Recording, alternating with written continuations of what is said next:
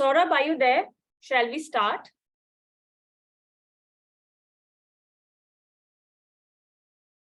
Saurabh? Yes, we can. Okay. Yeah. So good morning, everyone. Thank you for joining in on Saturday morning. And on behalf of Miami Ad School, we extend a warm welcome to all the participants and to Saurabh as well. So before we begin, let me introduce you to Saurabh, our keynote speaker for today. So Saurabh Karandikar is a user experience analyst and designer. Of his collective experience of 28 years, 16 was spent creating advertising for some of the top brands in the country, such as Colgate, Airtel, Indian Oil, Reliance Industries, and the Tata Group. He has won several local and international awards for his work in brand design and communication. He is one of the first 300 professionals in the world to receive certifications in both usability as well as user experience, CUA, CXA. Saurabh teaches UX to advertising students at Miami Ad School and has also set up the world's first syllabus in UX for architects at the Academy of Architecture. He speaks and writes regularly about advertising, design, science, technology, and UI UX. Over to you, Saurabh. Thank you. First, my thanks go out to Miami Ad School for giving me this opportunity to talk about what I love most, which is all the alphabets that you saw in the heading. And second of all, to all of you, to take time out from your Saturdays. I hate working on Saturdays. I always did. So I know what sacrifices you have done to be here. So first of all, second of all, thank you to all of you. I would like to, I have a presentation, of course. I have lots of interesting things to share. But what I want most to do is to talk to you once the presentation is over. So from now on itself, if you have any questions, I'm sure you can just jot it down and then we can discuss them. And that's what makes any masterclass really interesting. So let me begin with my presentation. I'm sharing my screen. Just let me know once you can see it. I hope you can see it. Yes, we can see. Yes, it's visible. Yeah. Thank you. Thank you. So before we begin, I request everyone to please stay on mute so that we can take the maximum benefit out of it. I humbly request everyone to please stay on mute. Thank you. All right. So basically, I would like to always begin my presentations in a particular way. And this is my way. We all pray to some God. Okay. And in my case, the God is Apple and the way they do their user experience design. So I always begin like this. Not to say that I hate people who use Android. To each his own, you can do that, but most of the gold standards that I have seen in user experience come from Apple, so I always do this. Let us do introduction. See, I wanted this to be a little interactive session, but perhaps we can keep your introductions at the end because there are too many people and we'll take a lot of time doing it. But I just want you to we should do this perhaps at the end, but there's a format in which we do it always in class. So this is something that we do. We always start with the name. We say current occupation, of course, because this is necessary. And in this class, what I want you to do is, before we start question answers, pick one, because there is always an interest area for someone that somebody wants to talk about something. So pick that one up. So for now, we'll skip it because there are many people right now. We'll have it at the end. I'll start with my own introduction, which of course Pooja has done already. But I just wanted to tell you about the alphabet soup that you see over here: BFA, CUA, CXA. It really means Bachelor of Fine Arts. I am a JJ student, and CUA and CXA really mean Certified Usability Analyst and Certified User Experience Analyst. What it means is I've done analysis as well as design. So what we can talk about later is also that side of it. But when I was a kid, I started this way. I was a door-to-door salesman. Then I was a child actor. I used to act in Marathi children's theater, which is Balanatya. Then, of course, I was in advertising for 16 years, where I worked on many, many brands. Then I became a teacher alongside. I used to teach in JJ, Rachana, Raheja, or many other places, BMM, even in business schools. Then I became a columnist. I started writing about advertising in Marathi, newspapers and magazines, such as like Kalamnama and many other Maharashtra Times, Lok Satta, and now I am user experience analyst. So what I wanted to just show you is what did I learn out of that. So door-to-door salesman, of course, lets you understand people, which is at the beginning of the wisdom for us. How to take feedback is what I learned as child actor, because if you go to an adult play and somebody makes a mistake on stage, you forgive. But when you're a child actor and the audience is also comprising of children, they don't ever let you go. If you make one small mistake, a child can get up and say, he's wrong, he forgot. It's very scary at times. So how to take feedback is something that came to me very easily when I was doing that. We all know, many of you are already working in advertising. Unless you empathize with your target audience, you can't really do your work. So empathy is something that I learned over there. As a teacher, you'll be surprised to know that I learned how to study, which I perhaps did not do properly in my school. You have to be ready with your answers, much like today I am trying to be. I'm really scared inside the kind of questions that you will ask me. So you study well before you teach anything. When I was columnist, whenever I write any article, I know how to research, and this is very important for all of us. And the last one is user experience analyst, being that I have to know all of the above. I worked for a bunch of clients. I'm just putting up this list. You can ask me questions about it later on. I worked on Airtel Express Yourself, the campaign in 2003. For City Business, did some interesting stuff. For Taj Hotels, did some interesting looking stuff. All these clients have worked either directly, indirectly in last 13 years of user experience work.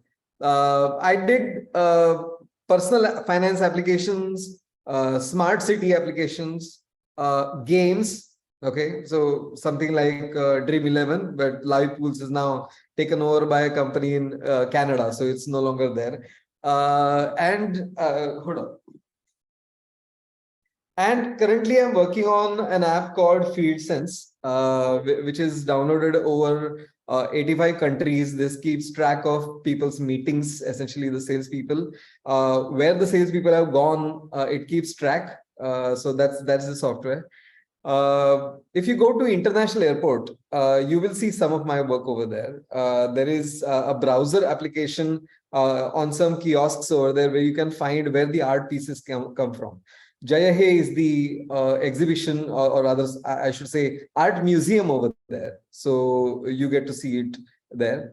I have done agricultural information systems like Hummingbird. Also, I've done stuff for musicians to find keys, to find chords, to do in between musics for music arrangers. Although I don't understand much about music, I have learned about music when I was doing this application. So today we are here on this fine Saturday morning to discuss AI, UX, AR, and VR enabled careers in advertising. And I'm glad that this discussion is happening in this year. Actually, it should have happened many years back. That advertising professionals really should have taken interest in emerging technologies that were happening all around us. Some of the examples that I have today of AI-enabled advertising actually come from 2015, done by MNC Saatchi in London. So not that we were not aware of that, but not every single advertising professional was asking these questions. And I believe that although we are late to the party, we are not really late in that sense. Advertising is what happens every day. So you have to immerse yourself in understanding how the our lives are taken over by these alphabets. For us to do advertising better. Advertising, it is said that it's a reflection of society. So if society is being modified in some way, it just follows that we should modify ourselves as advertising professionals to understand more about it, right? So I want to show you a clip. This is from an old movie, Tom Cruise starrer, Minority Report.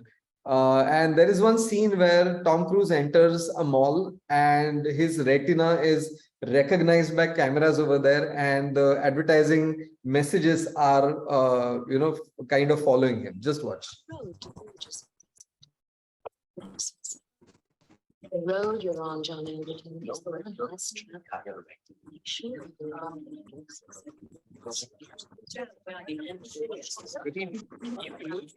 Yeah, John Anderton.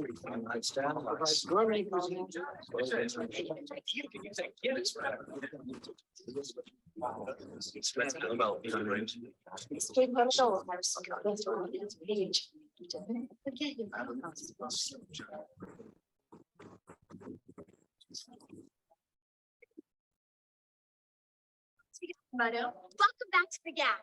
How does assorted tank tops work out for you?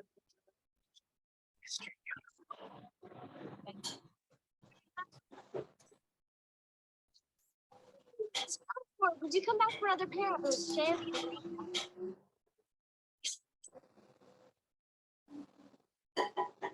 So if you see the future of advertising, somehow the way it was portrayed in this movie was that John Anderton, and there was a half a scene later, he changed his retina to somebody else, kind of forging other person's identity. So the ads knew who was looking at the ads, essentially. So it was micro targeting, which is anyway happening nowadays through social media. This is what was perceived as future back then. So advertising, what does it really mean? So where are we? Whenever we think about our place in the universe, that's when we know exactly what we are supposed to do. So when I was in my science class, and there are some people who took us to Nehru Planetarium, and we did one kind of journey, and we got to know how minuscule and how insignificant we are. So if you see this observable universe, the stars and galaxies around us, there are many galaxies. One of those galaxies is our galaxy, and we have a solar system, and we are one of the planets, and then we come down to Mumbai. So this is where we are really. Why am I saying all this? Because even in case of advertising, we belong to a hierarchy. So if any business, if you call that a business of selling laddus in your society, or you are a multinational corporation, the same model exists for you. Okay. The business is generally divided in four. Production, of course, because you create something. Finance, because you need to manage money in order to create those things. Personnel, because you need people to do stuff. And marketing, to sell, because if you don't sell, you don't have the finance to do production or to even give money to those people in order to make profit. So when you see that hierarchy under marketing, there are several things. There are things like distribution. There are things like cost forecasting. There are a lot of things, and one of them is marketing communication. That means an area which is devoted to talking about the products. So how do we do that? Talking about products or services, publicity, public relations. There are several other things also to marketing communication. One of them is advertising. And within advertising itself, when we get attracted, I got attracted to advertising because it was smart. That's it. And I could get to be smart, nothing else. So that smart part is really the creative part of advertising, but it cannot exist in vacuum. For the creative product to manifest itself, you need the help of servicing, media, production, several other departments which are there. So you now know creativity, what we are talking about today, being in advertising and being creative, either as copy or art or even in planning and servicing, everything is creative actually. It's a wrong word used as a department, but we all are creative.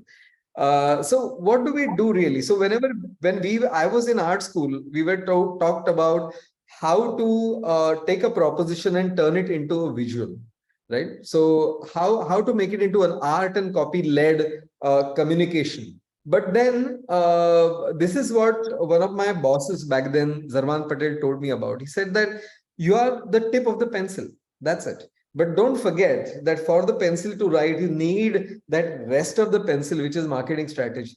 So you are riding upon a strategy which is decided to how to sell a product, how to market a product, all the knowledge about who to talk to.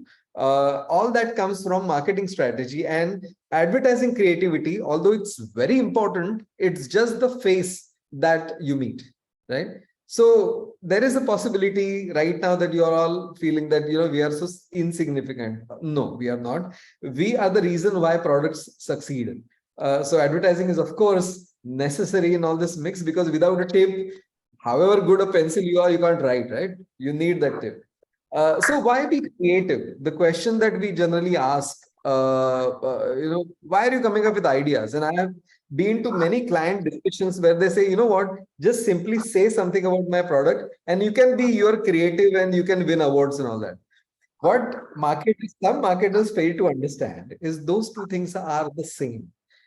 Whatever sells is creative, right? So you have to be creative in order to make sure that you sell the product or the service or change somebody's mind in one way. Leave an impression.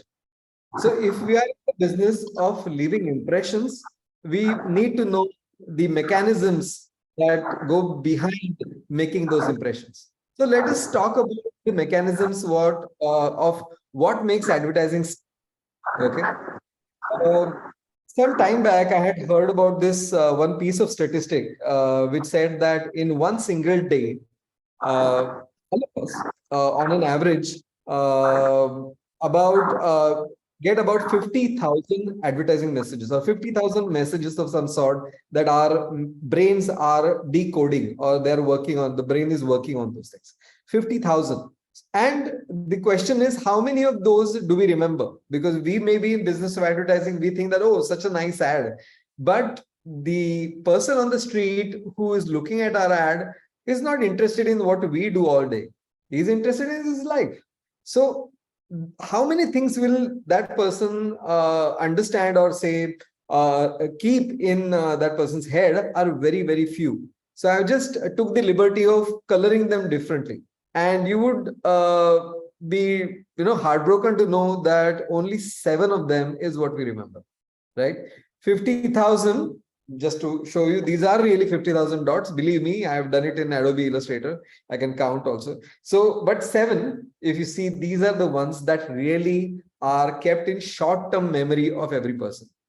So what is our job as creative person? What our job is to give voice to that one idea, that one message about one product and make it stick in somebody's head and not the other 50,000, right? And there is a law about it. So when we talk about UX in after some time, we will also see that it's filled with a lot of laws. These are laws of UX, which are psychological truths essentially. So Miller's law says that the average person can only keep 7 or plus or minus 2 items in their working memory. So right now, just ask those who are kind of closer to my age will remember that phone numbers once upon a time, the landlines, we used to remember them.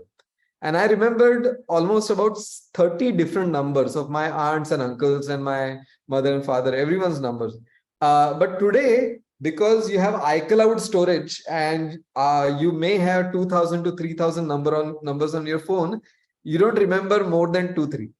So we are giving up our ability to remember, even like, you know, we are going to prove Mr. Miller extremely wrong in some time. We are not even going to remember 7. We are going to remember even less than that. And that is what is going to happen in future, hopefully. So sorry to say that it is going to happen. 50,000 messages, 7. So this is something that I, back in my advertising day, took a big printout and stuck it on my softboard. And I said that if I don't make this, however cool I think I am, however great my design is, I would have failed my marketing, overlord who's giving the money for me to create this advertising message. So my battlefield, my battleground is this 50,000 versus 7.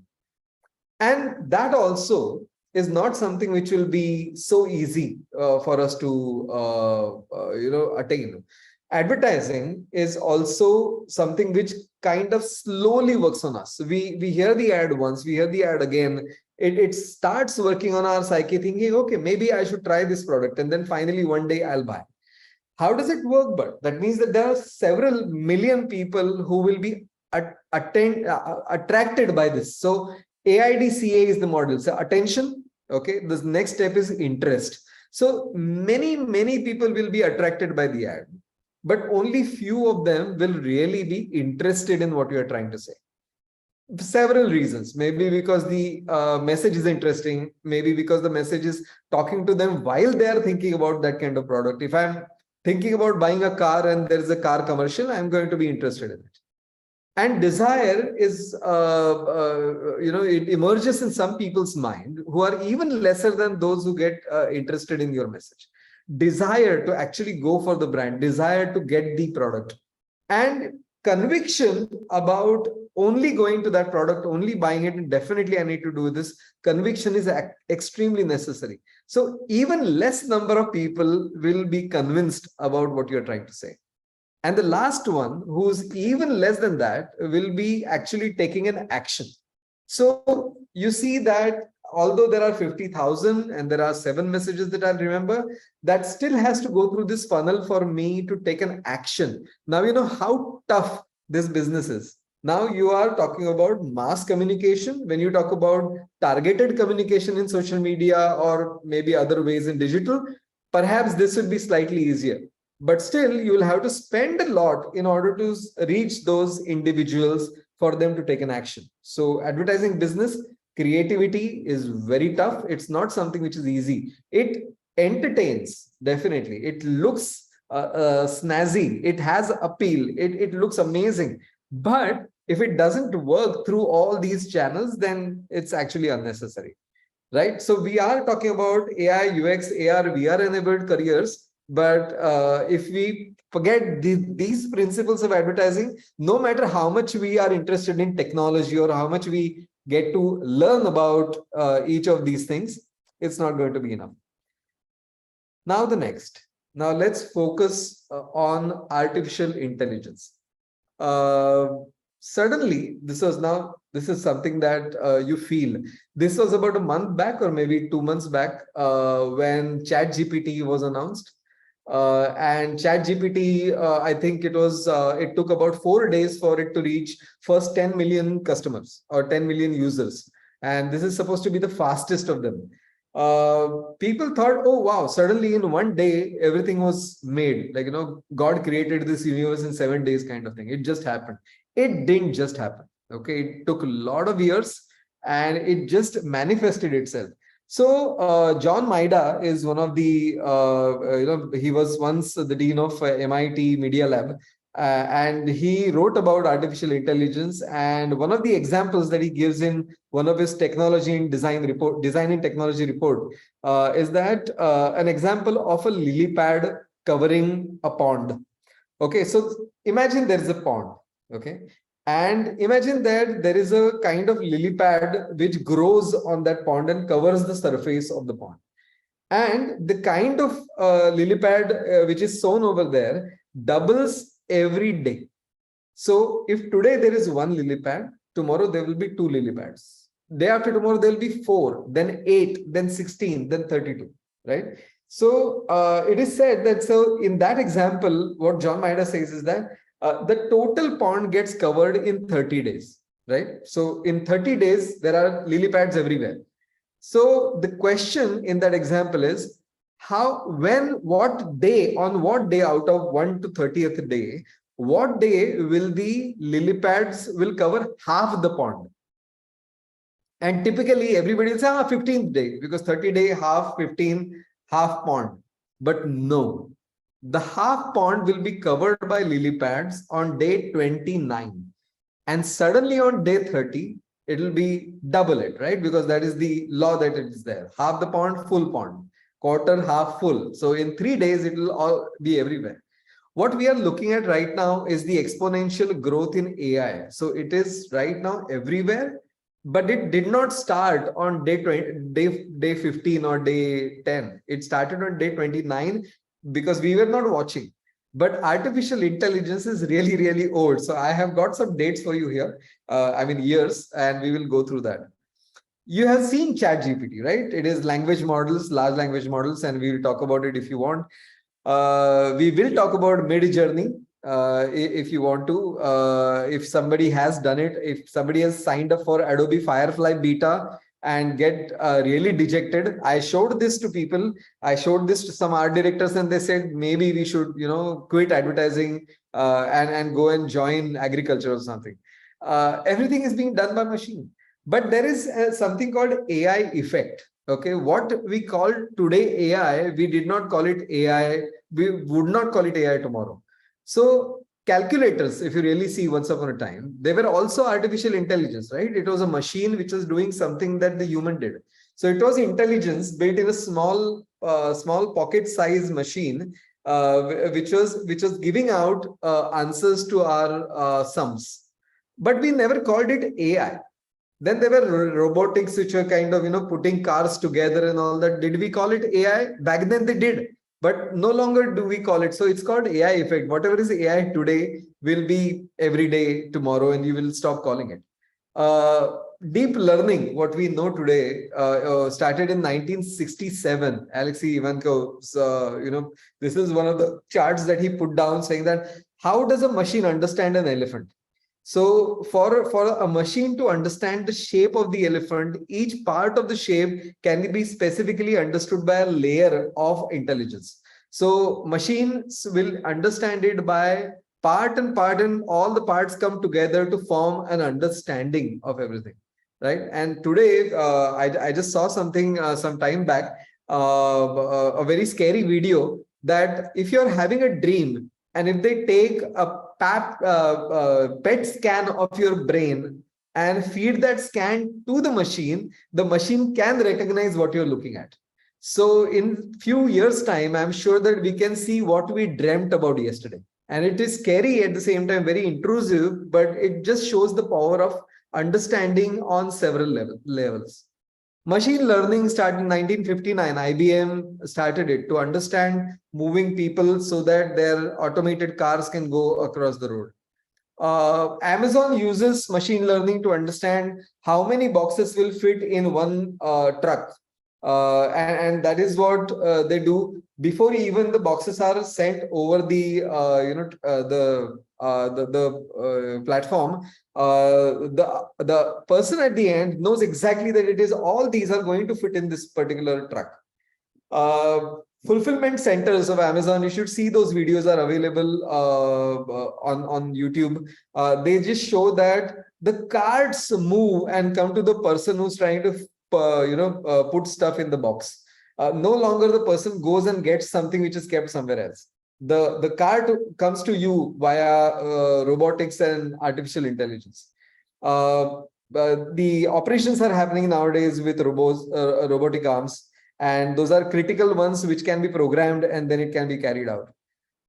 Let's come closer to commerce, because we are in advertising and we should know about the applications, because AI is vast, but how is it applied to marketplaces? So imagine that there is a store which will sell you something based on how quickly they want to move certain product.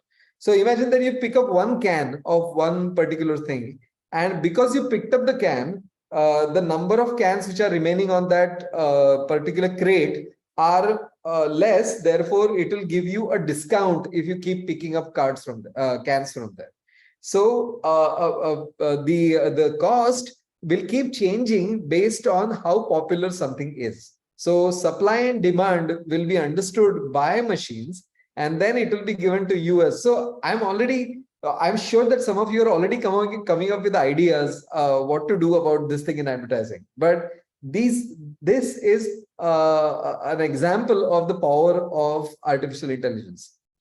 Now, those of you who are who are already copywriters and art directors, I have something from 2015 that should come to you as a kind of shock. Where is creativity going? Okay, one is to say that I know what to do. I design a poster. Okay, I know, I understand typography. I understand colors. I understand how the product positioning should be on a 2D area, and I do that. But what if the machine starts doing our layouts tomorrow? So in 2015 in London, MNC Saatchi did this experimental poster. Okay, and we are going to see a short film about it.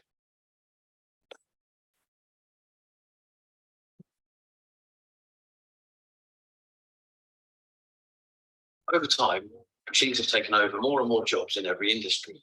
So we thought, what about advertising? Can we create an advert that writes itself? And could we, by only using technology, create the most attention-grabbing ad in the world? So we invented the artificially intelligent poster. Poster that evolves new and unique ads based on how much attention they attract. Based on a genetic algorithm, the ads evolve similar to an organism in nature, survival of the fittest. Every time an organism reproduces, a small number of genes mutate or change at random. If the new genes create an advantage for the offspring, they're more likely to reproduce. If not, they're less likely to. The artificially intelligent poster's algorithm works in the same way.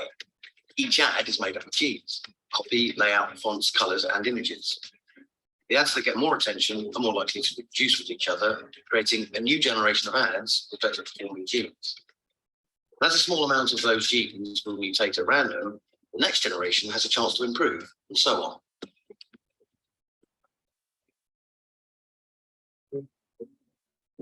To put this idea to the test, we first needed something to advertise. So we created the most neutral and boring brand we could think of, instant coffee or Bahia. The poster is out on the streets now. As time passes, the experiment will show us whether pure technology can create attention-grabbing ads. Stay tuned.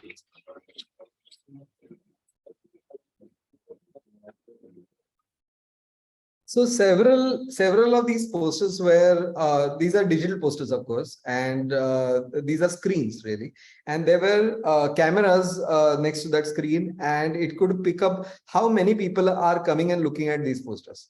So based on which poster got more views, the creative elements were then automatically changed to other ads which are displayed in other areas of London. So if people are paying more attention to one kind of typography, then that kind of typography will be then used everywhere, but the layouts will be different. Then they will take a test as to which layout got more prominence, which product positioning was more liked. And those are the things that will tell the machine to figure out and do a layout and change the layout of all the ads on the fly.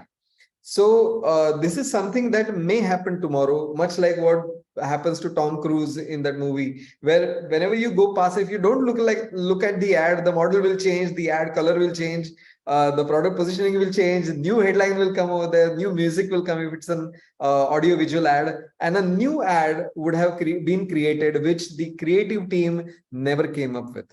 So this is something that may be the reality tomorrow, and we as creative people would have to go alongside this technology in order to make sure that we get the best for our clients, right?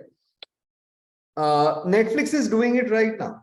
So Netflix, what they do is they have those small thumbnails which go across the screen, and you swipe and then you click on something. So what they have done is they have made several creatives of the same thing. So if there is one show, Stranger Things, different people in different countries and different kind of devices, whether I'm looking at it on mobile or I'm looking at it on a desktop or Apple TV or anything. And which one really worked will be collected as a global data set, in order to tell them that, say, the middle bottom one is the one that people prefer because of those characters who are shown over there. And therefore, they will then, based on the data, change everything, and all the thumbnails across the world will start looking like that center bottom one. just because people have clicked on that more. So the decision is it's truly democratic in that sense. It's no longer something that a creative director or a star like Piyush Pandey can decide, okay, aise karo. No. You will take a kind of measure of the audience, and then the data will tell you what to do. Not only that, the same kind of show can be also portrayed as a romantic show or a thriller. So if you see on the right hand side, there is this board which also will show you kind of what emotion is getting what kind of responses from the audience. So therefore, you will change the way your thumbnails are done. Cadbury's did it 2 years back. They did this thing called, I think what they did is during the pandemic, they advertised local shops. So if you stay in, say, Dadar, your ad will feature stores from Dadar. So it was like specific to the location.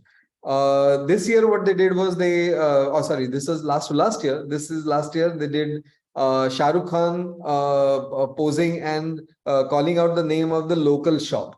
So these are the small things which are happening right now.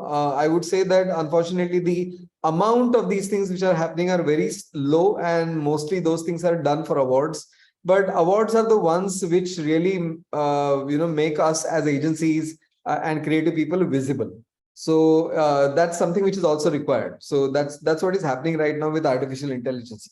But I believe that we are not even scratching the surface of how much power artificial intelligence really has in marketing communication. So let's talk about the next set of alphabets, which is UX. And this is very close to me because I teach a course in user experience at Miami Ad School every year. It's a 10-week course, or sometimes it is also structured as a five-week boot camp. User experience is something which we all know. We experience products, we experience services, we experience ambience. Like you walk into a Starbucks and you walk into a barista, or you walk into a mall, it tends to give you a sort of experience, right? And sometimes it's a good experience, sometimes it's a bad experience with service and you hate it and you give it 1 star out of 5, sometimes you give it 5 stars. I also teach architecture. So this is a slide that I always use over there. It gets a laugh. That user experience is what people do and design is what designers intend. So you may say that you have to go in these 90 degrees, but that is not how people walk. So if people want to go from point A to point B, they perhaps take a road which is more traveled rather than the one which is designed. This one example really cracks me up every time that I see it. It is given to a toddler, and it just says, "This cat is hungry. Help the cat reach the milk." Why go through all this trouble in order to reach the milk if it can just happen outside? So this is what people do. They find the easiest way out, and there is nothing wrong about it. So what do we have in user experience course? What we say is that every product has to be usable in order to be successful anyway. It's like, I can use this. That is what people can say. But then there is one level higher, which is engaging. You like using something. Like, you like using your phone. You like your watch. You like to go and have coffee somewhere.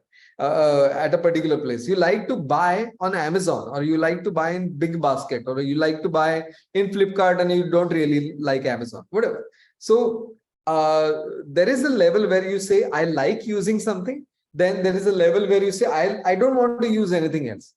But the ultimate success for any product in user experience is, I want others to use it. And that's delightful, because that just says that you have done, you've created an experience so nice that not only people want to have that experience, but also give that same experience to everyone. And that is really the ultimate in user experience hierarchy of needs. Life is complicated, right? Life is complicated for people like pilots, and they sit in these small cabins with so many switches and so many screens telling them about so much of information that they have to deal with and control the aircraft. But then, so do we. The amount of buttons that we have in front of us also make our life really, really tough. If you get a new remote in your hand, you don't know what every button does. There are lots of things which are really creating a kind of irritation for you. The technology coming in your life should be seamless. It should not be difficult, but right now it is difficult. But if you see the latest interface for SpaceX Dragon, it's a touch screen. It's like a bunch of iPads in front of the astronauts. And it's really, really simple. It's just delivering information and nothing else. So we are kind of going towards simplicity in order to make our life easy. And user experience is about understanding it and designing those experiences for people. So you understand user experience is not only about websites or applications. It's about everything that is an interface between a computational system and people. So people in technology, the gap needs to be bridged, and that bridging of the gap is done by user experience. So how do we do it? We understand people. We understand what their needs are. What do they need to know? What do they need to do? What drives them? What does a parent want to do about the child? What does the parent do not want to do with certain kind of applications? So we study that. We study the people psychologically in order to understand what to design for them. We also understand what tasks are done very often. Like you may pick up Facebook and or Instagram and upload photos. But is it as frequently as when you see other people's photographs? Or do you like other people or comment on their pictures? What do we do? So user experience designers understand all this and then create the interface based on that. So if you're going to do it often, the plus create button will come at the center where you can easily tap it. So this is one very interesting application that I saw on my Apple TV. This is Reuters News. And it just asks me one question before starting today's news. It just, how much time do you have? So if I have 10 minutes and I'm rushing for office, then I will not spend 30 minutes watching the news. So I will say, okay, 10 minutes and I'll start. And I get the news in those 10 minutes. Then one day I got really curious. I said, what happens to those 15 minutes and 30 minutes? Let me see. So I saw the news for 10 minutes. Then I switched to 30 minutes next time and saw the news again for 30 minutes. And believe me, I did not miss a single news story. So the editing was done in such a way that all the news of today, the headlines were given to me in 10 minutes, but 30 minutes had a little more of each of those news bulletins. So this is user-centered design. This is what happens when you think about the users first and then design around them. You must have used Book My Show, and there are really nice illustrations whenever you select 2 or 3 or 4 or 5. Then there's when you select 10 number of tickets that you have, there is a big bus, right? So now every time you open it, it generally goes to 2. It doesn't go to 1. Why? Because you're going to a movie, and typically movie is seen with someone, right? So that's the data that they know from their research, that it's always true. But imagine you are a group person and you always take 6 people along with you or 5 people, or you are a loner and you just want to go alone and just enjoy the movie and then perhaps eat with family later. So you just always tap on 1.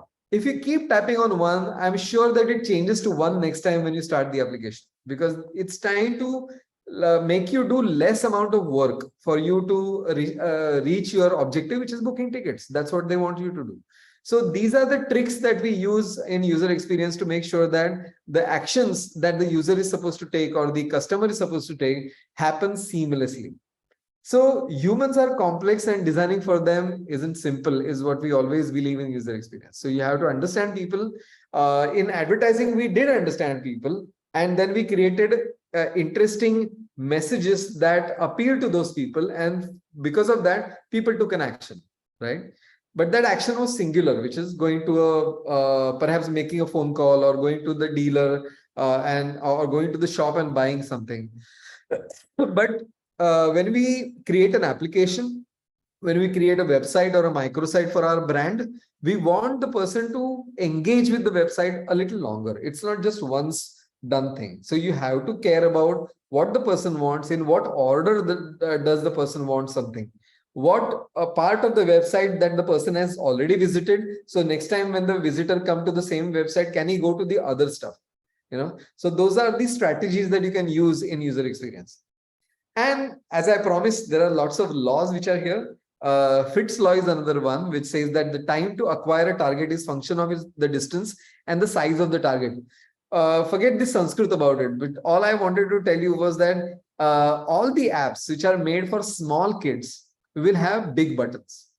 Okay, or all the actions that you would like to take in a situation, like for instance, you're driving and you get a call, you want to cut the call. The button to cut a call is quite large.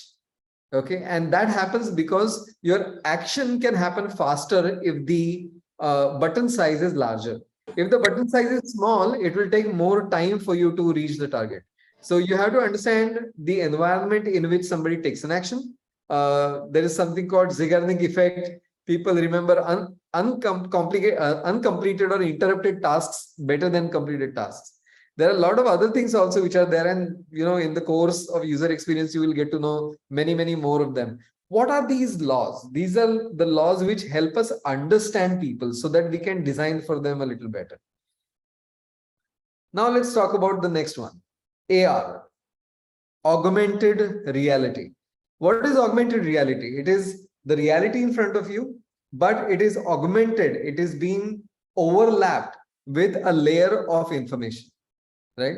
So you have something like an app where you can point the phone at a building to get to know what kind of shops are inside. Or if you want to know the occupancy of a hotel, you can just point your camera at the hotel and the hotel will tell you that, fast filling. These are the number of rooms which are still available. Now that is a utopia that will hopefully happen. But currently there are lots of applications which do this. You know that Google Maps, without really showing you this kind of view, is doing the same thing. So there is a map layer and there is a layer of information on top of it, which is making it interesting. So this is the basic level of augmented reality. There are applications which are doing that. So therefore, advertisers who have messages to give can use these things in order to make those ads really interesting. Like for instance, there are toys where augmented reality based scanners are there, where through the app the another kind of piece of information can come up from what you're looking at. In case of industrial or corporate use or engineering use, you can see interfaces which are also projected in front of you, and you can also work together on that interface. So each of those glasses will be looking at a different interface and can interact with it. So this is something which is not science fiction anymore. This is something which is happening. And with Apple Vision Pro, you must have seen some of those things. But these things, if you see that there are those dorky goggles and all that, this is what augmented reality is today. It doesn't have to be. It can be as simple as pointing a phone or pointing your tablet at something and getting something. And tomorrow, if you have something as simple as Google Glass, you can just move around with it, not moving like this. I mean, this is a little too much. So how do we use augmented reality in advertising? Imagine that there's a print ad with the scanner code where you can look at the print ad and you can see product demonstration which is leaping out of the page. And that is something that you can do with augmented reality. So how to use this? Every creative person can do it in their own way. There are many examples. I'm not showing all of them because I don't want to limit your creativity. If I show you one, you will think that that's the way to use augmented reality in advertising. No, it is not.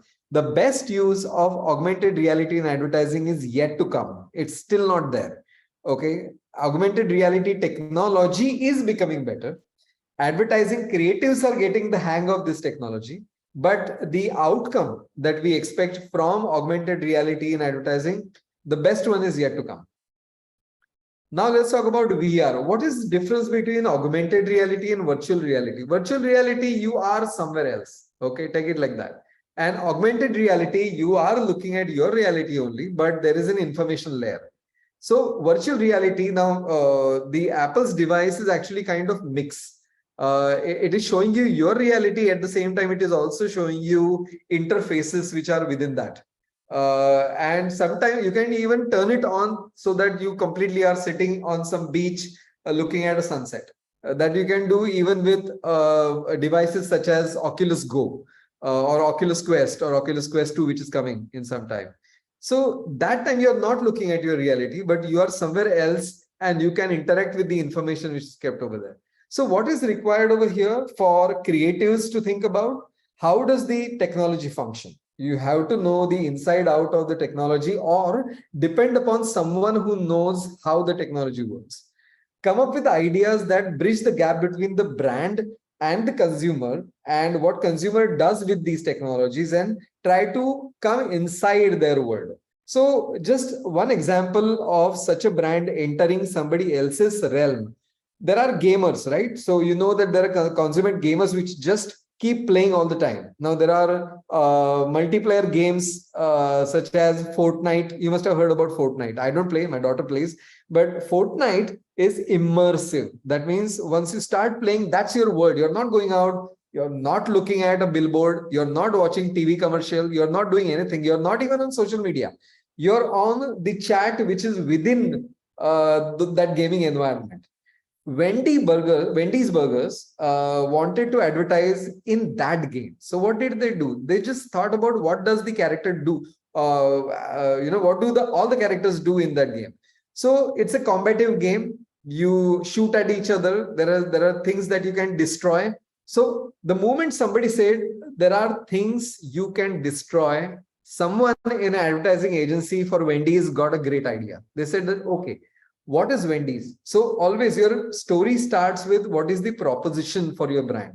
So the brand's proposition in this case, Wendy's were delivering something which is very fresh. That means their burger patties were always fresh. They were not frozen. So any Wendy's outlet that you go to in America, you will not find one thing which is everywhere: refrigerator. You will not find refrigerators over there because they always have their patties freshly made for your burgers. So what did they do? They created an avatar for themselves. Avatar, our Hindu word taken over by these technologies. Avatar is the character inside the game that you create in Fortnite, which kind of jumps like that first. So they created Wendy's. They created the mascot in a way that looks like a gaming character. And it entered it's a multiplayer game. It's like, worldwide people are playing some of the parts of Fortnite.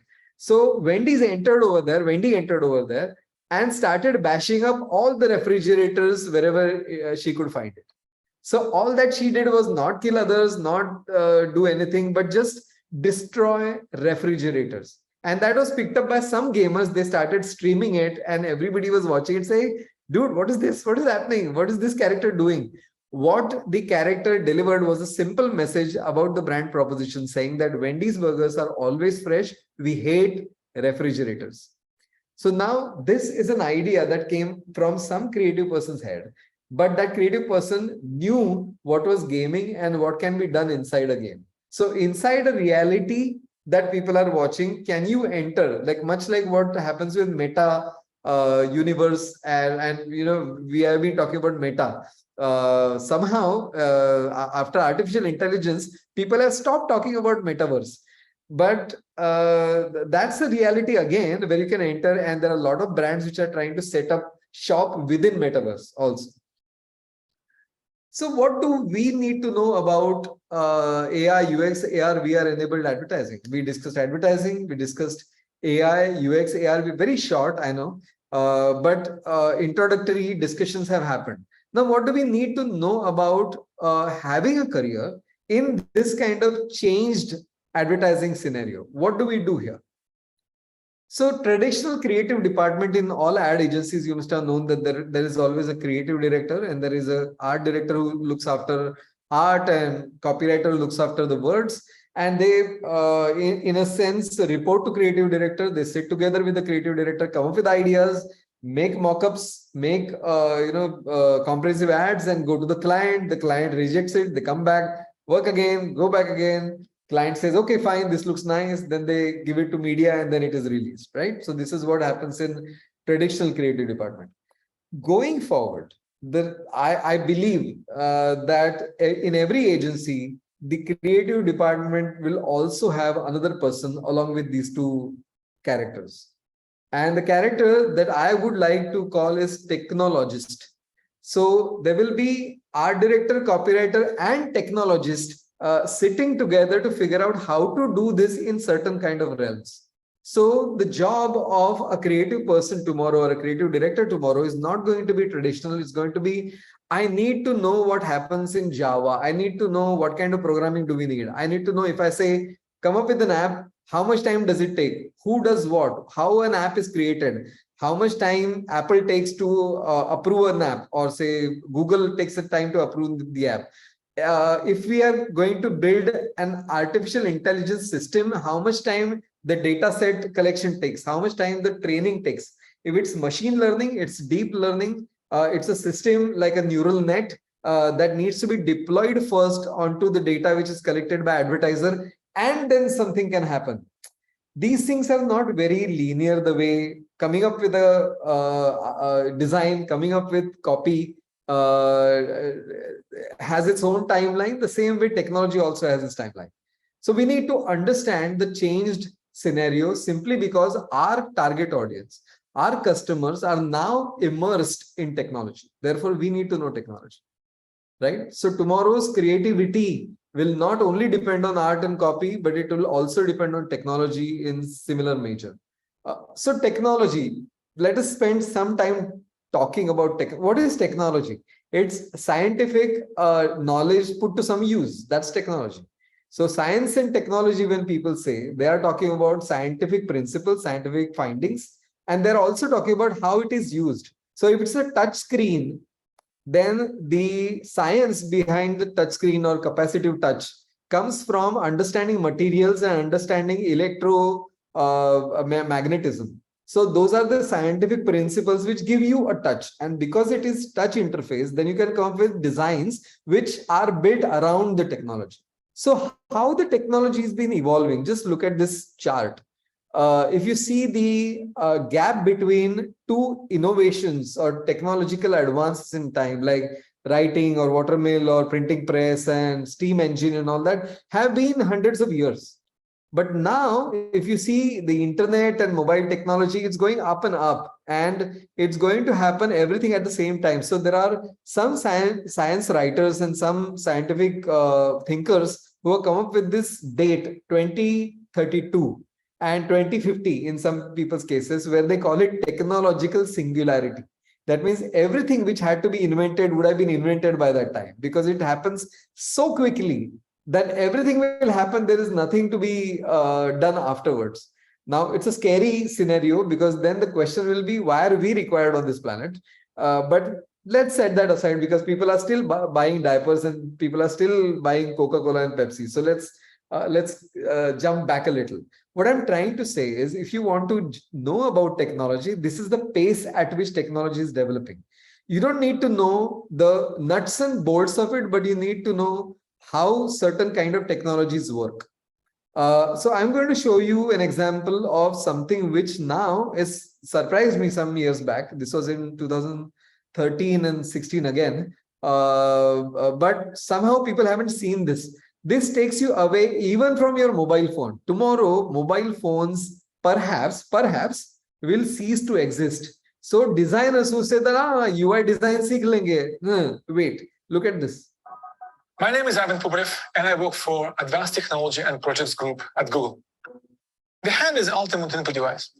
It's extremely precise, it's extremely fast, and it's very natural for us to use it, right? Capturing the possibilities of human hand was one of my passions. How can we take this incredible capability, finesse of human actions, and finesse of using our hand, but apply it to the virtual world? We use radio frequency spectrum, which is radars, to track human hand. The radars has been used for many different things, to track cars, big objects, satellites and planes. We're using them to track micro motions, twitches of human hands, and then use that to interact with wearables and Internet of Things and other computing devices. Our team is focused on taking radar hardware and turning it into a gesture sensor. Radar is a technology which transmits a radio wave towards a target, and then the receiver of the radar intercepts the reflected energy from that target. The reason why we're able to interpret so much from this one radar signal is because of the full gesture recognition pipeline that we've built. The various stages of this pipeline are designed to extract specific gesture information from this one radar signal that we receive at a high frame rate. From these strange foreign range Doppler signals, we're actually interpreting human intent. Radar has some unique properties when compared to cameras, for example. It has very high positional accuracy, which means that you can sense the tiniest motions. We arrived at this idea of virtual tools because we recognized that there's certain archetypes of controls, like a volume knob or a physical slider, a volume slider. Imagine a button between your thumb and your index finger, and the button's not there, but pressing this is a very clear action, and there's a natural physical haptic feedback that occurs as you perform that action. The hand can both embody that virtual tool, and it can also be acting on that virtual tool at the same time. So if we can recognize that action, we have an interesting direction for interacting with technology. So when we started this project, me and my team, we looked at the project idea and we thought, are we going to make it or not? We don't know, but we have to do it, because unless you do it, you don't know. And what I think I'm most proud of about our project is we have pushed the processing power of the electronics itself further out to do the sensing part for us. The radar has a properties which no other technology has. It can work through materials, can embed it into the objects. It allows to track really precise motions. And what is most exciting about it is that you can shrink the entire radar and put in a tiny chip. That's what makes this approach so promising. It's extremely reliable. There's nothing to break. There's no moving parts. There's no lenses. There's nothing. It's just a piece of sand on your board.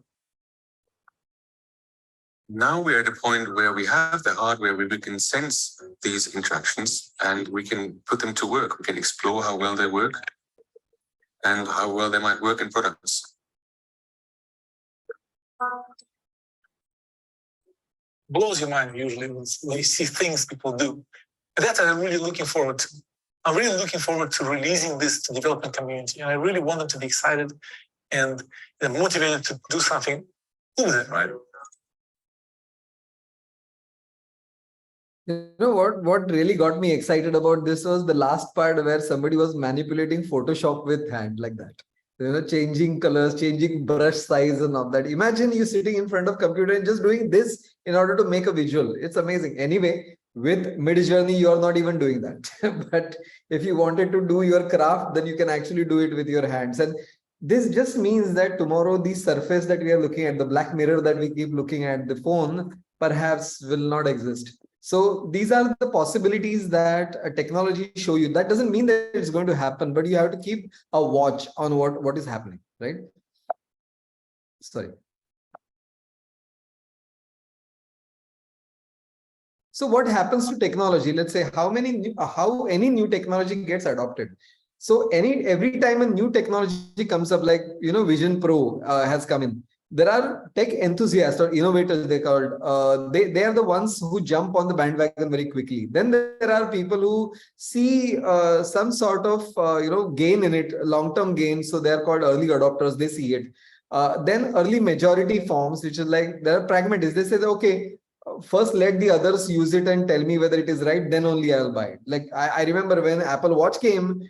I did not buy it immediately. I said, no. Let us see what happens. If people really like it, if there is anything really worth buying it, then I bought it. So this is what happens. So what you need to know is not just what technology does, because most of the people who are trying to win awards in advertising, they are the tech enthusiasts. They are the innovators, the left-hand side. They are the visionaries or early adopters sometimes, but they are not the early majority. Unless there is majority, nothing really happens, because your consumers have not picked up the technology. Then there is no point you doing anything in that technology. So imagine that you create an ad for something which is only going to be seen through Apple Vision Pro. but Apple Vision Pro is 3.5 lakhs and nobody is going to buy it, then it doesn't make sense for you to create something for Apple Vision Pro. So it's not just that you should be enthusiastic about technology, but you also should watch when the technology gets adopted by general audience for you to do some communication within that, right? So smartphones, until they were of 5,000 to 10,000 bracket, it did not go everywhere. And we as a country jumped from, our internet was this, our internet wasn't the laptop as a nation. Why? Because we jumped onto the smartphones because the smartphones were affordable by the largest of the audience. Oculus Go, which was released by Facebook a few years back, it's some 27,000. It's less than a smartphone sometimes. That I hope that will be everywhere. It is still not being used so many places. It is still the percentage of audience which are using that virtual reality headset is still low. So then I should be watchful of when it goes to early majority and late majority, and that is the time that you can actually have an effect in terms of brand communication. So the question that you would be asking today after listening to me is, where do I begin? Okay, so I would say there is not one answer. There are several answers. I'm going to give you all of them. The first one is, try looking at the moving parts of creativity. Try looking at, say, colors and how they're used, to how typography is used, and look at the smallest of the elements that make up your message. Okay. Look at photography, how photographic communication happens. Look at branding design, how that takes shape. Look at how somebody's identity is taken over in other areas such as outdoors and all that, how it happens. Also look at something very interesting. This is a piece of communication that I got from very early on, and every time I watch this ad, I get goosebumps. Simple writing, but the kind of effect that it has is profound. Now, the reason that I'm showing you this is that copywriters, or those people who are interested in copy, would know that copy, even in case of user experience, even in case of augmented reality and virtual reality, still has a place, because that communicates very simply, tells a story. So look at this and tell me, what do you think? This is the truth. If we turn things upside down, we can't be the best country in the world.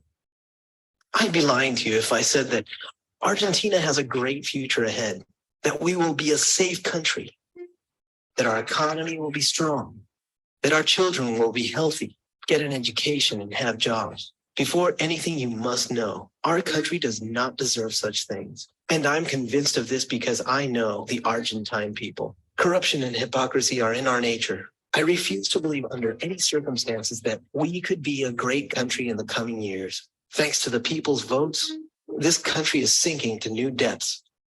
But there are even more surprises to come. Argentina has only one destiny. And whether we like it or not, this is what is real.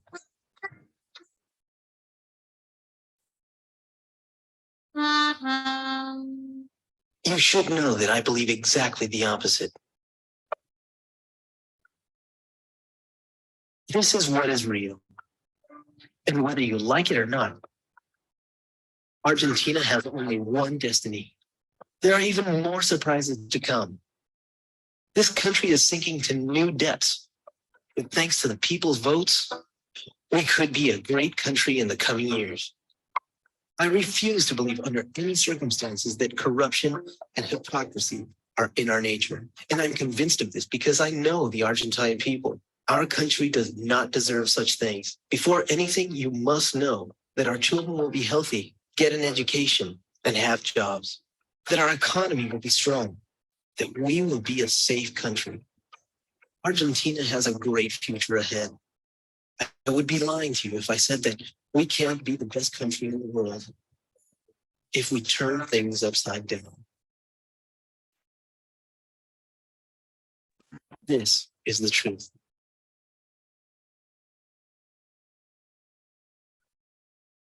Goosebumps. The way words are used here, it shows the power of communication, power of creativity. But at the same time, it just says that no matter how many technologies come and go, human emotions and understanding humans and using the basics which are at our disposal, we can create messages that will last. So if there are messages which are visual, they are words, they are visceral, they are virtual, or they are thought by an artificial machinery to give us an output, the messages have to be initiated by someone, and those people are us, the advertising creative people, and that is the reason why we exist, and that is what we do here. We also have to understand how the message goes across and meet someone. We have to understand through what kind of standardizations that the message is delivered. But above all, we have to understand how the human mind works. And that is what has been a common for someone between somebody who worked in advertising 40 years back and somebody who works in advertising today. We can't move unless we understand human psyche. So whether you call it fancy names like user experience analysis or you call it just mainly understanding people, it is the same thing. It's just that the nomenclatures and the depth to which you go are different. And in advertising, we always start with who's the target audience. And in user experience, also we start with who's the target audience, because we are doing it for someone. And luckily, till now, we are doing it for humans. Tomorrow, we may be doing it for machines if they are our overlords. But right now, at least, we cater to people who are driving the wheels of our economy by purchasing something, by being part of a movement, by being part of a service community or something, right? So how do we start? Another very humble answer that I have is go to madschoolofIdeas.in and look at the courses that we are offering. These are the programs which are there. I'm saying I do teach only one, but there are many others which are there, which you will get to know. What are they doing? They're essentially making you understand the basics to obviously an advanced degree, but basics of communication. And that communication, you may be an art director, you may be you may be a technologist yourself, you may be somebody who's interested in development, you may be somebody who's interested in writing. Fair enough. You choose whatever you want to, and you take your leap into this industry, because this industry is what brought me here first, advertising. Although I am in user experience, every single day I'm using the principles of advertising in my work, and therefore my work in many cases turns out to be better than simple user experience designers, because my basis is in advertising. Because advertising teaches you how to think about the other person and what will move that person, right? So that is generally our understanding or our objective of what we need to do, right? So I have answered some questions, and if there are other questions, I am open to them. I think this is the time that I should stop my presentation and give it to you guys, Neha, Pooja. Yes. Thank you, Saurabh. We have a few questions here which I'm Okay. going to filter and ask you. Sure. The first question is by Sana. She says, if AI takes over advertising, do you think we have a future in this career then? AI does not take over anything, first of all, because AI is still, we are far away. What we, there is a mistake that we make in terms of understanding AI. There are two types of AIs, and the one which may scare you is called artificial general intelligence. That means machine which is self-aware, much like what they show in science fiction movies, where robots have taken over, they rule us, now the machines rule us and all that. That's called artificial general intelligence. What we have is not artificial general intelligence. We have symbolic AI. We have things which are language model based, which are visual based, which are essentially tools. Okay. So artificial intelligence in that particular example that you saw, although it appeared like taking a decision, it was informing the creative team as to which ad works better, which typography works better. Works better means more people are looking at it, which is only one parameter, right? So the creative director will still have to say, okay, maybe people are looking at this more, but we perhaps need to do this in order to make a sale possible. So there is human judgment, which I still believe that has not really gone over to the machine side. It is judgment of us which still remains. Right now, I'm giving you an answer as of 2023. Okay, you may call me in 2029 and say, see what you said, now it is different. Fine, but today at least I will tell you this, that the reasoning and the gut feel is still us.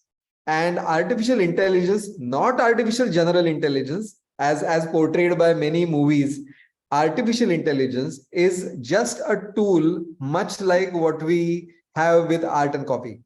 How to use artificial intelligence is something which is still a question mark, for which you guys are necessary. Now, imagine that tomorrow you say that, oh, what is the point of being in advertising, creativity? What is our future? And you walk away to some other career. Who is going to create messages? Artificial intelligence will be there to help those people who create messages, right? Clients cannot completely do, hey, Chat GPT, build me an advertising campaign. Will happen. But hey, Chat GPT, build me an advertising campaign which is better than others and also should do this and surprise me with something that has never been done. Artificial intelligence, as of right now at least, cannot innovate. It creates different combinations to show you, and perhaps in time we'll learn from those combinations to do something which is definitely good, but nobody can give something which is going to be a successful campaign 100%. No machine can do that right now. So therefore, even if you go to Midjourney or even if you go to Adobe Firefly, it gives you 4 options. Why? Who's deciding which option is better? Human being. So that is still not changing. We are still part of the equation as of 2023. So don't lose hope. It's just start using this technology or start understanding this technology to make your output better than others and quickly. I hope I have answered. Thank you, Saurabh. But Sana has another. I think has the more questions for you. So I'm going to read her another extended question, which says, "Can there be any job which is a combination of copy and technology instead of having another technologist?" I will give you an example, historic example of creative director as a job. Okay. Creative director is the person who's taking decision as to what the campaign should be or what the ad should be or what the creative piece should be. Creative directors are not born, or there is no school of creative direction. Okay. Creative directors are either copywriters or art directors. If there are art directors who understand words, they're the ones who have better chance at being a creative director. There are copywriters who have a better chance at creative direction if they know what art does and how images are used to invoke emotions. So it's a combination. So create a technologist, when I said that person cannot be a developer, that person cannot be an engineer only, but an engineer who has an understanding of communication, or a communication person who has an understanding of engineering also can do. I think there may be a misunderstanding over there saying that technologist means somebody who develops or codes. No. Those are coders. Those are developers. You can always hire them. You can always call them and say, बस ये Java में करना है, please कर दो. ये मुझे iPhone पे चाहिए, iOS application करने वाला कोई है क्या? I do that all the time. I have built, I am a user experience designer now. Last 13 years, I have built about 10 products. And I still can't write a single page of HTML. I can't write. I don't know what are the tags in CSS. I don't need to know. There are people who are specializing in that. So the same thing also appears in that structure that I showed you. So creative director still is at the helm. There is art director, there is copywriter, there is technologist. Those are labels, but the technologist also will have to be either copy or art. Okay. So art plus technology, copy plus technology, that is what is required. So this was in 2009. Campaign London had an article about this, and they said that we all should call ourselves creative technologists.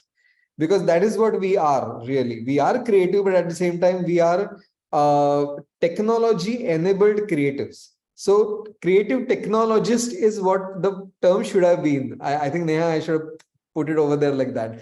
But technologist is, I wanted to show a specialization, which is not just art, not just copy. So I didn't mean just developers. If that is the understanding, that I take my words back.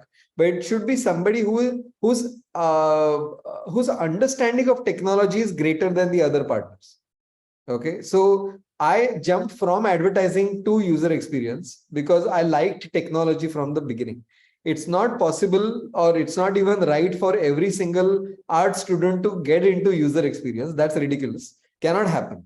It can only happen if you have the liking for technology and understanding for computation, which can happen with training, but you should do it only if there is a liking inside. Otherwise, don't cheat yourself and suddenly go on to technology. That's not something that that's not the message for today. Okay, you're not supposed to suddenly jump onto the bandwagon of all these fancy looking stuff and say that, oh, forget, I'm not going to think too much about art and copy. Now that these things are there, I think I will just focus on virtual reality. No, that's not how it will work. Creative technologist is what we need at the end. Absolutely Yes. right. Are you done? Like, Saurabh, do you want to explain? Okay. Okay. We have another question by Yashvi Vora. Hi, Yashvi. Very nice to see you here. Her question is, will designers be replaced by AI?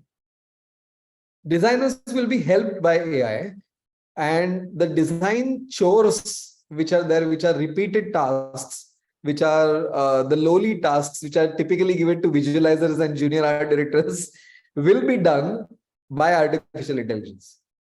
I'll give you an example, Yashvi. When I was in college, I used to sit in library, look at books, mark, take Xeroxes, then come to agency, then come to our class and then make campaigns. Today, you go to Getty Images, you go to Google Images, you download stuff and you put it together in Photoshop and work. Tomorrow, all that work will be done by artificial intelligence. You just say that, you know what, I want something like this, and it will be there. Whether is that the right thing to do? Is it good enough? Is it better than my competition? Is it appropriate for ROI? I just wanted to also sound this out. ROI generally is understood as return on investment, right? So your client is making an investment in your creative product. So the ROI that we need to know is relevance, originality, and impact. And none of these can be created by artificial intelligence. Artificial intelligence can help you create these three, which is be relevant to the target audience, be impactful. That's definitely something that even things like Firefly and Midjourney can do. But originality and to certain extent even relevance is something that we will have to bring to the table. So there is always going to be a human factor in all this. And that is not something which is going away. So our art directors, although it looks like that, and all my art director friends are kind of, saying, oh, we are so helpless. Midjourney is doing everything. Clients will ask Midjourney to do it and not art directors. Yeah, let's see them making advertising campaigns and succeed in marketplace. No? Then tell me. So smaller things like smaller ads that they don't need to go to ad agencies for, like, recruitment and all that. Let them do. Not a problem. But the key communication which is there for a brand, they will have to come to advertising professionals, because advertising professionals understand people. And that is something that we have to be very, very good at. Therefore, don't let that go. Don't let go of what has worked in past, what will work in future, and your judgment. Again, we come back to judgment. And that's the only thing that humans will continue to have, no matter how much artificial intelligence does. Okay, thank you, Saurabh. I hope you remember Yashvi Vora. She was one of your students. Yes, of course. Yes. Yeah. So Delighted to have you. So Yashvi has an extended question that what are the emerging careers that would not be replaced by AI related to advertising and design? I don't think any of the careers will be replaced by AI. all careers will be augmented with artificial intelligence. So if you are a brand planner, your planning activities can be automated in certain fashion. If you're an art director, your activities will be automated by certain fashion, or copywriters. But it is still not possible for the machine to come up with the kind of creativity that is shown today by art directors. And please understand, 50,000 to 7. There are human beings who are going to remember your message or not remember your message. So that statistically you may arrive at something statistically, but it will still be a hit and miss, and you will need somebody to guide it through. So I don't think any okay, secretaries may be replaced by artificial intelligence, but apart from that, I don't think anybody is losing their job. Media planners will do their work faster.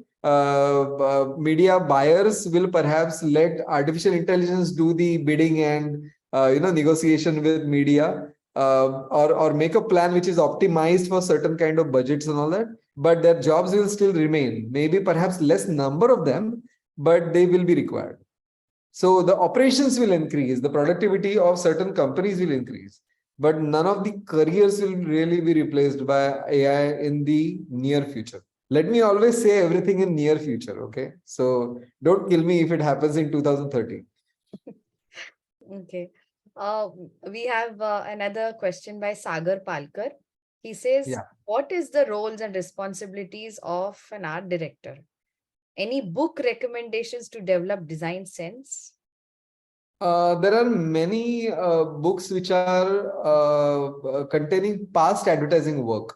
Okay, and there are certain online repositories such as Creative Review, and there are Lazarus Archive, and there are many ads of the world and all that, which will show art direction is something which is learned over a period of time. It's also learned by observation. Design is something that there are design schools which will tell you that, but the roles and the responsibility of an art director is to put together stuff. See, there is a distinction between a designer and art director. Designer is something somebody who's coming up with innovative ways, visual ways in which to communicate the message. Art director also does the same thing, but art director has an additional responsibility, which is to bring together several professionals like photographers, illustrators, filmmakers, and nowadays developers and programmers and web designers and UX designers together in order to make sure that the communication, the visual side of communication is taken care of. So he's the planner really of visual communication. So art director, as I understand, is different from designer in this sense. To develop design sense, it's a very tough question, Sagar. To develop design sense, you have to make enough mistakes. I made about 16 years of mistakes in my advertising career, and now total 28 years of total number of mistakes that I've been making, so that my judgment is slightly better. But unless you keep doing stuff and get rejection, you won't even know what works and what doesn't work. So always go by those who say that they create advertising that works. Do not always go to award websites. They show you a kind of smartness, that's fine, but always go to advertising that works and look at why somebody must have designed it like this. Try designing it like that, and then see that, okay, maybe this is the way. Okay, learn about Gestalt principles of design. Learn about how people understand visual, how visual communications work. And there are design books that are available. You can go through them. I don't have names right off my cuff, but something which is like perhaps in many design libraries you can go and check. Sorry, Neha, there is one rejoinder by Sana. Says, is UX similar with what product managers do? Yes. So I would say that yes, user experience is about product. It's actually not about advertising. User experience design is a discipline which comes out of product design, right? So product management and user experience design goes together. But in advertising also, user experience can be used. I work for Ogilvy, I work for TBWS sometimes. I work for many agencies to help them create advertising messages, but large amount of my work is for technology companies and their products. So yeah, you are absolutely right. Okay. Thank you. So we have another question which says, isn't AR very limited to few people? Because everyone doesn't have iPads, iPhones, and high-end products. So how do we reach to a larger audience through AR? Perfect question. Brilliant And question. therefore, my dejected answer to that is that not enough people are using those headsets which are required for you to have any augmented reality, being administered. But if you see that, there is a brand called some toy Shifu or something like that, which is actually creating very nice children's toys which are AR based, and all they need to use is a tablet or a phone, and through that they can see those if you can go to Crossword or Hamleys, you will get those boxes which have kits that you can scan through an application and see certain things jump out as 3D objects, and you can see that. So it is not only limited to a visor or something which you wear on your face like Google Glass or Vision Pro. Oculus Go, I seriously had big hopes from Oculus Go because they were so cheap. 27,000 is not cheap, but definitely cheaper than the kidney that you have to go give to get iPhone. I thought that there will be more of them. I hope that with Oculus Quest 2 or 3 coming this December, which is again less than about 40,000, still not very cheap. But believe me, it will be cheap one fine day, because right now your question is totally valid. Augmented, that's why whenever advertising creatives win awards and on augmented reality things, I'm generally questioning who's looking at your ad. Not enough people are looking at your ad. But if you are creating targeted communication for certain kind of people, like for instance, those who are in corporate world who are supposed to wear augmented reality glasses, such as engineers or working on site, and you are doing some kind of promotion for them, yes, you can use augmented reality because they already are wearing those visors. But currently the scope is limited by how the technology gets adopted, and that's why I showed you that bell curve. So unless it goes away from early adopters to a majority, it doesn't actually make much sense. So right now, don't spend too much time on AR VR, but do spend some time on AR VR, because that is what the future still will be. Imagine it takes one innovation. Tomorrow somebody comes up with glasses which look exactly like this, what I'm wearing, but can project augmented reality. It's a winner then. And then you have to scurry and create communication for those kind of devices. The day is not far away, but the day is not today, unfortunately. But it will soon be there. Thank you. Last two questions, Saurabh. This is by Niriksha. As a third-year Bachelor of Design student who is specializing in UI UX, which part of UX has the most scope in terms of research and understanding the human psychology and designing according to it? The UX world is generally divided. This is not something which I tell advertising people, but because you have specifically asked a question about UX, I will. UX world is divided into two. One is UX analysis and the other one is design. Because both of those occupations in general is full-time job.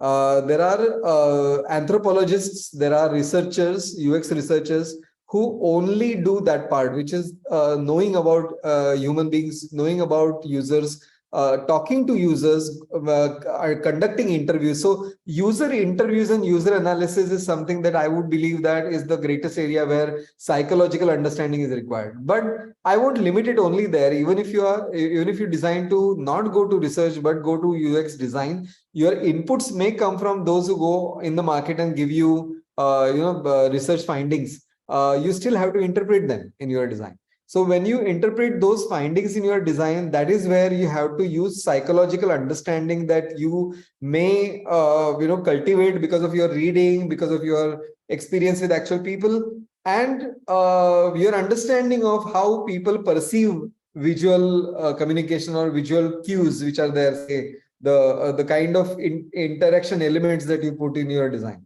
So that is where psychological understanding is the most important. So I would not say it's one area versus the other, but you're closer to user in user research, and you're closer to discovering new things about what you understood as given. Sometimes you are very arrogant and say, users will like this, users will not like this. And then you find that actual users are completely different from what you believe them to be, because we believe that people are like us. I believe everybody who's here is exactly like me, and you believe the same, but we are extremely different people. And that is the reason why research is required to understand what are our target audience made of, you know. So research more about psychology, design not so much, but you still need those principles in order to put the research findings into practice. That's what I would say. Thank you. One last question. This is by Raj Doshi. With AI powering content and design and everyone using the same tech to create communication, wouldn't it sound and look similar if this becomes more popular? How can one break the clutter? Key question. Yeah. Key question of today. Okay. Thank you, Raj. And this is the conundrum. Imagine that, you know, once upon a time we used to say that client's wife knowing Photoshop is the worst disaster that can happen in the history of communication, because then the client will have an opinion based on what his wife says about certain kind of, you know, gradation that was not correct or whatever. I say, don't tell me, we are the experts. But but what will happen is now clients will know Midjourney, clients will know ChatGPT, client will know they can take buy a version of Adobe Firefly or join the beta and create everything, and think that whatever is coming out of those things are unique. And at the same time, there's another client sitting somewhere else, having ChatGPT, having Midjourney, having Firefly beta, creating the same kind of thing, perhaps randomizing a little and thinking it is great. Now, what brings in clutter breaking communication is the differentiator in that, right? So if you give, just to go to a little non-tech side of advertising, if you give one brief to 7 agencies, you will have 7 different campaigns. Why? Because the creative mind which sits at the helm of every agency thinks differently and has different understanding of what will be appealing to a certain kind of audience at a given time. I'm again stressing this. In 2023 June, what will appeal to someone will not appeal to someone in 2023 November. And that is something which is the pulse of the market, and that is known only by those creators. And that is the reason why I think this also is an answer of a previous question. How do we break clutter? By understanding that these changes happen. And you know, keep watching Bollywood, keep watching any hit, or keep watching any hit show or a game. How do they happen? Can they really know that this game that we are creating, did Rovio know that Angry Birds, the stupid game that they were creating about birds hating pigs and pigs turning into 20,000 score, that's going to really be the winner game of them all? I don't think so. So Rovio will do everything in the same zest and hope for it to turn into another Angry Birds. So the same way, how can one break the clutter is the question that every single creative person asks themselves every single day in every single agency.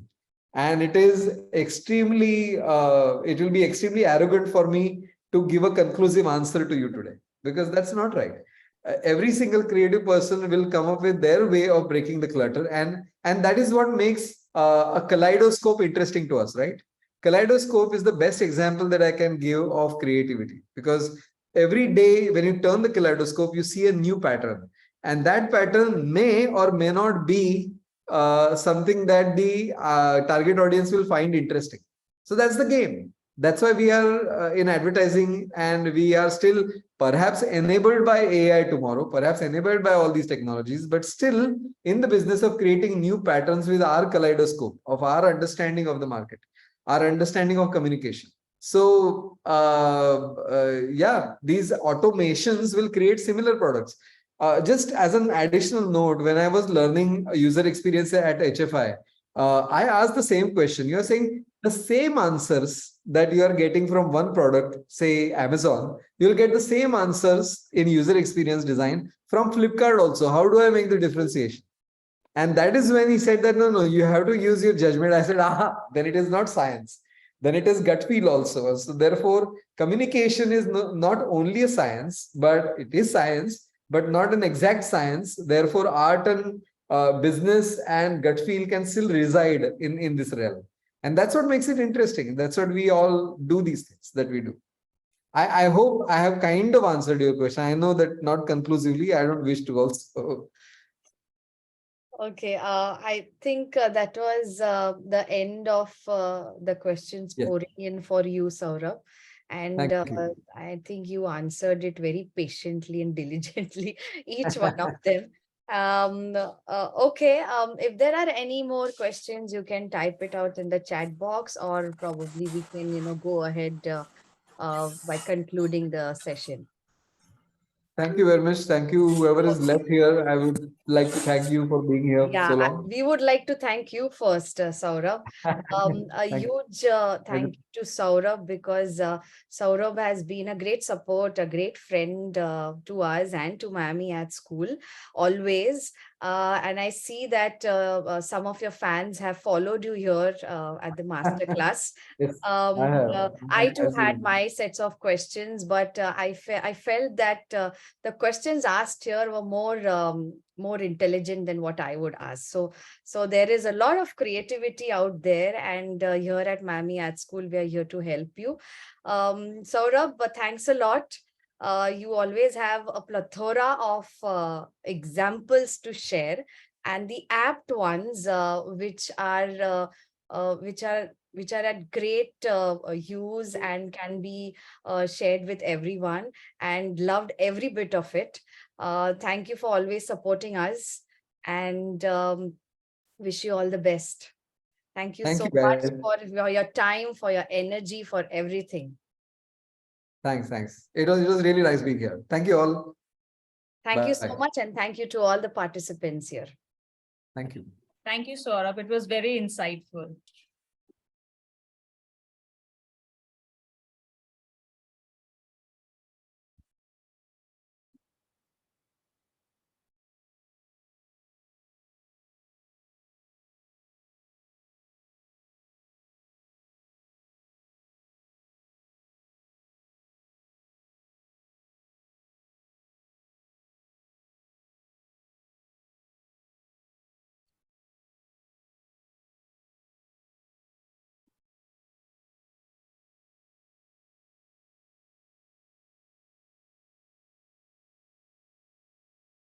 How do you stop this recording?